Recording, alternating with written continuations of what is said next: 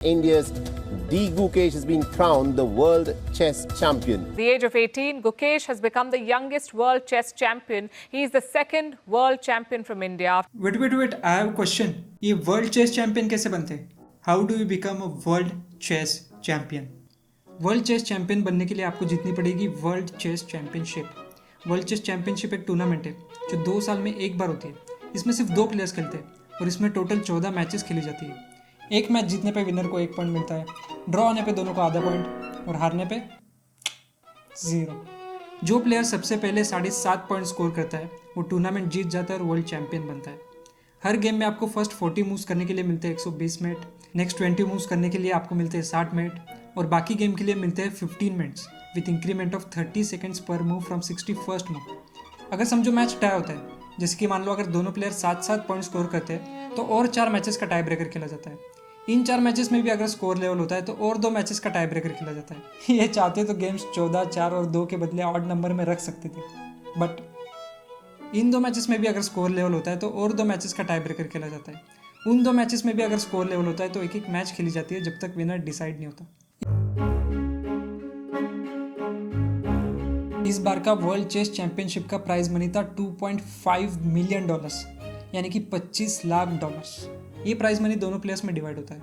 हर player को एक game जीतने पे मिलते हैं $2 लाख और बाकी बचे हुए पैसे आधे आधे डिवाइड होते हैं। फॉर एग्जाम्पल 14 में से अगर एक प्लेयर 8 गेम जीतता है और दूसरा प्लेयर सिर्फ 2 गेम जीतता है तो 8 गेम जीतने वाले प्लेयर को मिलेंगे $16 लाख और दूसरे प्लेयर को मिलेंगे $4 लाख और ये बाकी बचे हुए $5 लाख दोनों में आधे आधे डिवाइड होंगे। बट अगर एक प्लेयर 8 गेम जीतता है और दूसरा प्लेयर 6 गेम जीतता है तो देने के लिए $28 लाख तो है नहीं, तो विनर को मिलेंगे $13 लाख और रनर अप को मिलते हैं $12 लाख। गुकेश और डिंगलेरेंग का स्कोर था 7.5 और 6.5, मतलब गुकेश को मिलेंगे $13 लाख और डिंगलेरेंग को $12 लाख। अब आते हैं सबसे ज़रूरी बात पे, वर्ल्ड चेस चैंपियनशिप में कौन खेलेगा ये डिसाइड कैसे होता है? वर्ल्ड चैंपियनशिप में सिर्फ 2 ही प्लेयर्स होते हैं। एक वो जो पिछली बार वर्ल्ड चैंपियनशिप जीता है, यानी जो वर्ल्ड चैंपियन का टाइटल डिफेंड कर रहा है, और दूसरा वो जो उसे चैलेंज करता है, चैलेंजर। यानी कि नेक्स्ट वर्ल्ड चैंपियनशिप में गुकेश तो 100% खेलेगा अपना टाइटल डिफेंड करने के लिए, पर उसका चैलेंजर कौन होगा? दोस्तों चैलेंजर कौन होगा ये समझने से पहले हमको चेस के बारे में कुछ बेसिक चीज़ें समझनी होंगी। फर्स्ट, इंडिया में ऑल इंडिया चेस फेडरेशन यानी कि AICF चेस को गवर्न करती है। ये इंडिया की नेशनल चेस फेडरेशन है। जैसे क्रिकेट में BCCI है वैसे चेस में AICF है। वर्ल्ड चेस को गवर्न करने वाली ऑर्गेनाइजेशन का नाम है FIDE। अरे भिड़े नहीं रहे, फिडे। जैसे क्रिकेट में ICC है वैसे चेस में FIDE है, एक्सेप्ट यहाँ पे प्रेसिडेंट हमारा नहीं है। दोस्तों FIDE ही वर्ल्ड चेस चैंपियनशिप ऑर्गेनाइज करती है। FIDE कई और टूर्नामेंट्स भी ऑर्गेनाइज करती है, जैसे FIDE candidates tournament, FIDE grand prix, FIDE grand Swiss, chess Olympiad, chess world cup, etcetera etcetera. दूसरी बात, चेस में हर प्लेयर की 2 टाइप की रेटिंग होती है। एक होती है इलो रेटिंग और दूसरी होती है FIDE रेटिंग। ये FIDE ऑर्गेनाइजेशन ही आपको FIDE रेटिंग देती है। पर ये रेटिंग होती क्यों है? रेटिंग से टूर्नामेंट्स में पेयर्स बनाना ईजी हो जाता है, कौन किसके साथ खेलेगा ये डिसाइड करना आसान हो जाता है। जैसे कि अगर एक टूर्नामेंट में 100 लोग हैं तो पहले लो रेटिंग वाले प्लेयर्स लो रेटिंग वालों के साथ खेलेंगे, जिससे कि वो पहले ही गेम के बाहर ना हो जाए। अगर आप क्रिकेट में भी देखोगे तो कंपैरेटिवली वीकर टीम्स को एक ग्रुप में रखा गया है। आप जितने गेम जीतते हो उतनी आपकी रेटिंग बढ़ती है। अगर आप आपसे हाइयर रेटिंग वाले प्लेयर के साथ गेम जीतते हो तो आपकी रेटिंग ज़्यादा बढ़ती है। पर सवाल ये है कि ये रेटिंग मिलती कैसे है? FIDE रेटिंग के लिए पहले तो आपको नेशनल चेस फेडरेशन का मेंबर बनना पड़ेगा। जैसे इंडिया में आपको AICF का मेंबर बनना पड़ेगा। इसके बाद आपको FIDE रेटेड टूर्नामेंट्स में हिस्सा लेना पड़ेगा। पहले तो आपको 1000 की बेस रेटिंग मिलेगी, उसके बाद आप जैसे जैसे जीतोगे वैसे वैसे आपकी रेटिंग बढ़ती जाएगी।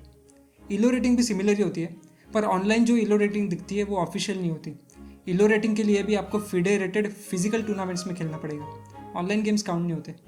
तीसरी बात आपको पता होनी चाहिए कि चेस गेम्स के भी काफ़ी वेरिएशंस है, जैसे कि bullet, Blitz, rapid, classical. Game time 3 minute या उससे कम हो तो उसे कहते हैं बुलेट चेस। 3 मिनट से 10 मिनट ब्लिट्स, 10 मिनट से 60 मिनट रैपिड और 60 मिनट से ऊपर क्लासिकल। जैसे क्रिकेट में T20, वर्ल्ड कप और टेस्ट क्रिकेट होता है वैसा ही हिसाब है। ये थे चेस गेम के वेरिएशन। दोस्तों चेस में टूर्नामेंट्स के भी काफ़ी फॉर्मेट होते हैं। जैसे एक होता है रॉबिन राउंड फॉर्मेट, इसमें हर प्लेयर दूसरे प्लेयर के साथ एक मैच खेलता है। जैसे IPL में हर टीम दूसरी टीम के साथ खेलती है। लेकिन अगर किसी टूर्नामेंट्स में बहुत प्लेयर्स है और रॉबिन राउंड खेलना पॉसिबल नहीं है तो there is one more format called Swiss style format. इसमें हाई रेटिंग और लो रेटिंग प्लेयर्स के ग्रुप बनते हैं और ये प्लेयर्स सिर्फ इसी ग्रुप में खेलते हैं, जैसे क्रिकेट वर्ल्ड कप में होता है। तीसरा फॉर्मेट है एलिमिनेशन या नॉकआउट फॉर्मेट। इसमें जो प्लेयर हारता है वो टूर्नामेंट के बाहर हो जाता है। Okay, so now back to world chess championship. तो वर्ल्ड चेस चैंपियनशिप में चैलेंजर कैसे सिलेक्ट होता है? Challenger is the winner of FIDE candidates tournament. मतलब वर्ल्ड चेस चैंपियनशिप में जाने के लिए आपको पहले फिडे कैंडिडेट्स टूर्नामेंट जीतनी पड़ेगी। ये टूर्नामेंट का नाम ही कैंडिडेट टूर्नामेंट है क्योंकि it decides the candidate for world chess championship. FIDE candidates tournament में टोटल 8 प्लेयर होते हैं। यह tournament double robin round format में खेली जाती है। मतलब हर प्लेयर दूसरे प्लेयर के साथ 2 बार मैच खेलता है। मतलब टोटल 56 गेम्स। इन गेम्स का टाइमिंग भी वर्ल्ड चेस चैंपियनशिप जैसा ही है। पॉइंट सिस्टम भी वर्ल्ड चेस चैंपियनशिप जैसा ही है। एक मैच जीतने पे विनर को मिलता है 1 पॉइंट, ड्रॉ होने पे दोनों प्लेयर्स को मिलता है आधा पॉइंट और हारने पे 0।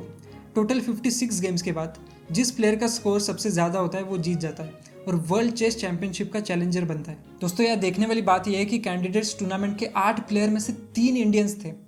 नाउ द क्वेश्चन इज, ये 8 प्लेयर कैसे सिलेक्ट होते हैं? ये 8 प्लेयर सिलेक्ट होते हैं 5 सोर्सेज से। जो पिछले वर्ल्ड चैंपियनशिप का रनर अप होता है वो 1, फिडे वर्ल्ड कप में जो फर्स्ट, सेकंड और थर्ड पोजीशन पे आते हैं वो 3, फिडे ग्रैंड स्विस टूर्नामेंट में जो फर्स्ट और सेकंड पोजीशन पे आते हैं वो 2, फिडे सर्किट में जिसके हाईएस्ट पॉइंट होते हैं वो 1 और 1 प्लेयर जिसकी फिडे रेटिंग हाईएस्ट होती है। Gukesh was qualified for candidates tournament through FIDE circuit, Vidit through FIDE grand Swiss and Praggnanandhaa through chess world cup जिसमें वो सेकंड आया था। वेट, अगर फर्स्ट, सेकंड या थर्ड प्लेयर में से कोई कैंडिडेट्स टूर्नामेंट खेलने से मना करता है तो ऑटोमेटिकली फोर्थ प्लेयर को कैंडिडेट्स टूर्नामेंट खेलने का चांस मिलता है। जैसे इस बार मैग्नस कार्लसन ने चेस वर्ल्ड कप में फर्स्ट आने के बावजूद कैंडिडेट्स टूर्नामेंट खेलने से मना कर दिया था, तो ऑटोमेटिकली फोर्थ प्लेयर को चांस मिल गया। नाउ द क्वेश्चन इज, इन टूर्नामेंट्स में कैसे सिलेक्ट होते हैं? First way to go to FIDE candidates tournament is through FIDE world cup. FIDE world cup में टोटल 206 प्लेयर होते हैं। इसमें 8 नॉकआउट राउंड्स होते हैं। इन 206 प्लेयर्स में से हाईएस्ट फिडे रेटिंग वाले टॉप 50 प्लेयर्स अपने आप सेकेंड राउंड के लिए क्वालिफाई हो जाते हैं।